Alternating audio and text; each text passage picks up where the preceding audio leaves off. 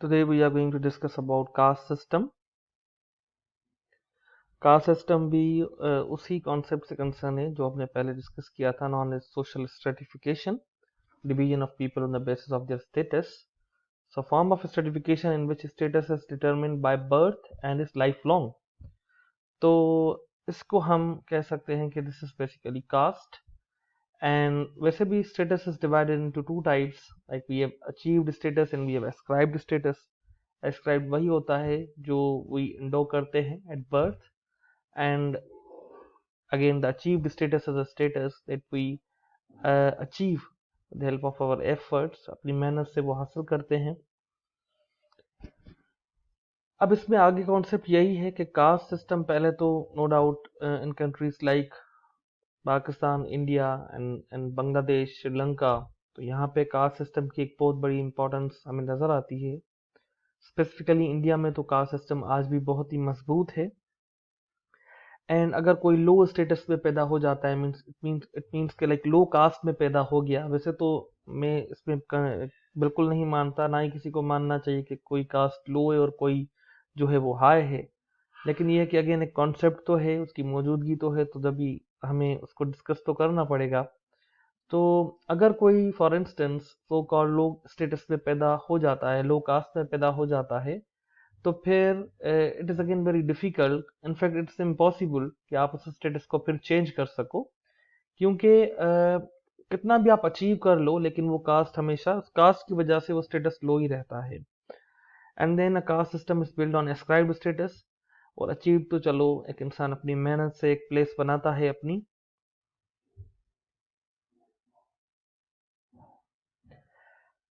उसके अलावा social stratification में कास्ट कैसे लोगों को स्ट्रेटिफाई करती है कि कोई कितना भी मेहनत कर ले, ये तो हमने डिस्कस किया कि वो कभी भी अपनी कास्ट को बेहतर नहीं कर पाएगा, अपना स्टेटस को जो है वो बेहतरी की तरफ नहीं ले जा पाएगा. इसके अलावा ये है कि कास्ट सिस्टम को प्रिजर्व करने की भी कोशिश की जाती है. The basic way to preserve the caste system is endogamy. And endogamy means जब हम शादी करते हैं लेकिन अपने ही सर्कल के अंदर शादी करते हैं. तो पाकिस्तान हो या इंडिया हो, ऐसे हजारों गांव मौजूद हैं जहाँ पे आज भी शादियां जो है वो सिर्फ और सिर्फ एंडोगेमी के हिसाब से होती हैं, अपने सर्कल के अंदर, अपनी कास्ट के अंदर होती हैं, उसके बाहर शादी हो ही नहीं सकती. एंड इंटर मैरिजेस को या एक्सोगेमी को ये बहुत ही जो है वो प्रोहिबिट करते हैं, इसके खिलाफ बोलते हैं. इंडियन कास्ट सिस्टम को पढ़ लेते हैं. तो इंडिया में ये कास्ट सिस्टम आज भी मौजूद है. वी हैव ब्राह्मण, क्षत्रियास, वैश्यास, शूद्रास एंड दलित्स, जिनको हम अनटचेबल्स भी कहते हैं. ये उनकी ऑक्यूपेशन के हिसाब से एक हिरारिकल सिस्टम बना दिया गया है. Like Brahmins mostly are priest and teachers, then we have Kshatriyas, rulers and soldiers, merchants and traders. Merchant का मकसद होता है कि वो बिजनेसमैन जो होलसेल पे काम करे. Shudras means peasants and labourers. Labourers तो मजदूर हो गया. पीजेंट्स मीन्स फार्मर जिसका स्टेटस बड़ा लो हो. उसके बाद भी एक आती है एक जो है कास्ट जिसको आप दलित कहते हो. अनटचेबल्स, द आउटकास्ट, मकसद जिसको अछूत कहा जाता है, जिनको हाथ नहीं लगाया जाता, जिनके साथ खाना नहीं खाया जाता. तो ये एक कॉन्सेप्ट आज भी इंडिया में मौजूद है. अब एक दलित की जो है स्टोरी, रियल लाइफ स्टोरी मौजूद है इसमें, इसको पढ़ते हैं. वो बताता है कि टी स्टॉल्स पे हमारे कप्स जो है वो अलग होते हैं.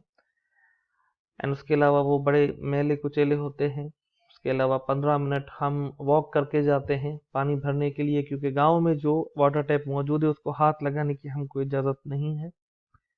हम मंदिर में भी नहीं जा सकते इबादत करने के लिए. उसके अलावा स्कूल भी जब जाते हैं तो बाहर बैठना पड़ता है, खिड़की से जो है वो क्लास ले रहे हैं. उसके बाद अपर क्लास जिस फुटबॉल को लात मार रहे होते हैं, फुटबॉल को तो लात ही मारनी होगी, लेकिन ये है कि उसको हाथ लगाना भी जायज़ नहीं है एक दलित के लिए.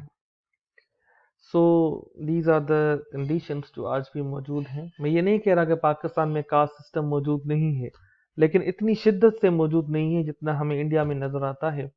एंड कास्ट सिस्टम बड़ा ही रिजिड है. ये आज भी इंडिया में मौजूद है कि आप कितना भी कुछ कर लो, लेकिन just because you are a Dalit तो आपको उसी हिसाब से देखा जाएगा. एंड आई गेस कास्ट इसलिए भी इतनी इंपॉर्टेंस नहीं रखती कि ये एस्क्राइब्ड है, ये अचीव्ड तो है नहीं. आप में कोई काबिलियत नहीं है कि आपने कोई काबिलियत की वजह से आप एक कौम में पैदा हो गए हो। At the end of the day we all are human beings and हमें ह्यूमैनिटी को प्रमोट करना चाहिए। If there is any question तो you can ask your question in comment section. Thank you.